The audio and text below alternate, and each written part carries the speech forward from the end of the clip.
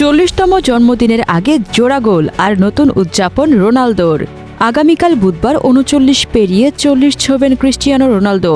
জন্মদিন উদযাপনের আগে গতকাল রাতে শেষ ম্যাচ খেলতে নেমেছিলেন পর্তুগিজ মহাতারকা। এএফসি চ্যাম্পিয়ন্স লিগের সেই ম্যাচে আল নাসেরের হয়ে জোড়া গোল করে নিজেকে যেন জন্মদিনের উপহারে দিলেন রোনালদো।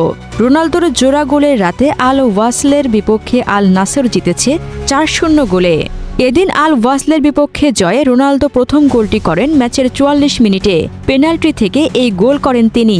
এরপর 78 মিনিটে সাদিও মানের ক্রসে দুর্দান্ত এক হেডে রোনালদো করেন নিজের দ্বিতীয় গোল। এটি চলতি মৌসুমে আল নাসেরের হয়ে রোনালদোর 25 ম্যাচে 23তম এবং এএফসি চ্যাম্পিয়ন্স লিগে 5ম ম্যাচে 6ষ্ঠ গোল। এই ম্যাচে জোড়া গোলে ক্যারিয়ারের গোল সংখ্যাকে 923-এ নিয়ে গেলেন রোনালদো। 1000তম গোলের ঐতিহাসিক মাইলফলক থেকে আর 77 গোল দূরে দাঁড়িয়ে তিনি। বর্তমান ছন্দ ও ফিটনেস ধরে রাখতে পারলে এই লক্ষ্য অর্জন রোনালদোর জন্য মোটেই কঠিন কিছু নয়। যদিও একই সময়ে প্রকাশিত এক সাক্ষাৎকারে 1000 গোল নিয়ে খুব বেশি না ভাবার কথাই বলেছেন রোনালদো। তিনি বলেছেন, যদি আমি পাই তবে দারুণ ব্যাপার হবে, কিন্তু আমি এটা নিয়ে আচ্ছন্ন হয়ে পড়ছি না। বিষয়টা নিয়ে কথা বলা বিরক্তিকর হয়ে দাঁড়িয়েছে।